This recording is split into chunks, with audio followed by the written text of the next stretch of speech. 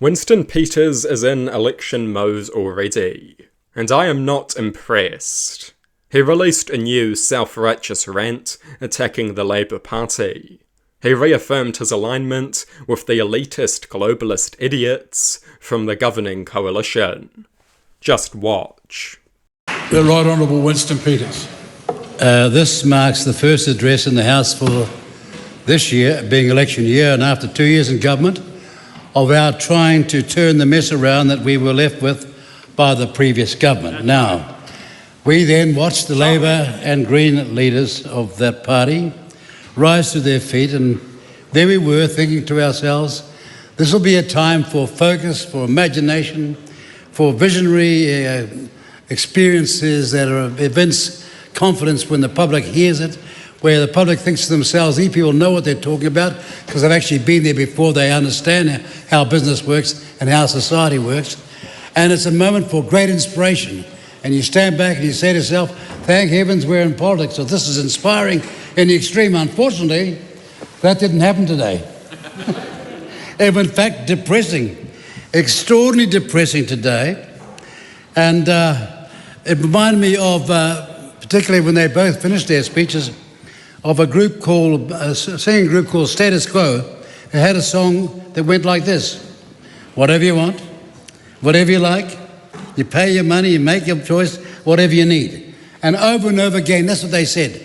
No explanation of their appalling management of the economy when they were all by themselves. The fact that they ran the second most rigid COVID response all by themselves, and we're still recovering from it. Large part of institutions in this country are still recovering from the second most rigid application of the COVID rules of any country on earth. And they think they can walk away and say, because we left you with these massive debts, that somehow in the next 24 months you should have turned it all around. That's how numb they are of the facts. There are a few people there that know how to run the school tuck shop. It shows in the way they speak. And if you deny that, put your hand up and tell me you are. What's your record of making money? Private money, where you put it all on the line yourself. Hands up, come on, tell me. What's your experience?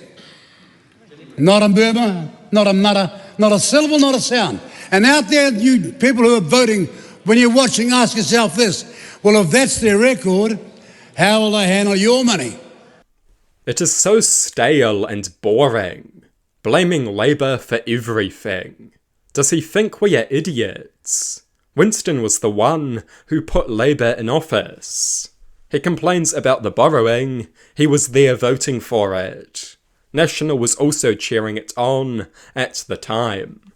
Labour did borrow a lot of money. They borrowed money to pull the country through a pandemic. The current government is engaged in massive borrowing, and they are borrowing to fund cynical, election-winning tax cuts. That is the reality. Labour ruined the economy, they say, and perhaps they did.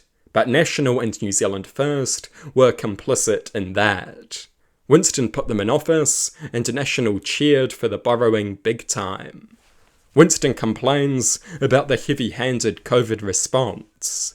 He was Deputy Prime Minister in the Labour government during the initial wave of massive lockdowns. That is the reality. He can demonise them if he wants, but their legacy is his legacy.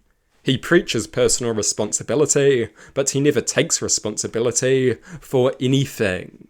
And Labour was no worse than the current government that he is a part of. Labour did increase national debt massively, but the current government is also increasing national debt massively.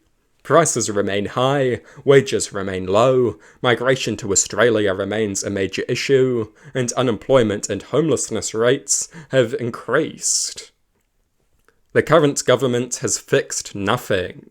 They have only made things worse, and people can see it. And then Winston dares to criticise Labour MPs for not being successful business owners. What do they know about making money, he says? He is a career politician who has been in and out of Parliament since the 1970s. He has been in Parliament for longer than any Labour Party MP, and by far. He is in no position to lecture anyone about anything. He has spent most of his life on a very generous taxpayer-funded salary, and now he is trying to call people out for not being successful in the private sector. Give us a break. Even his second-in-command is Shane Jones, another career politician who literally came from the Labour Party. The hypocrisy is mind-blowing. In many ways I like Winston. I want him to work with Labour for the good of the country. But these self-righteous rantings are just embarrassing.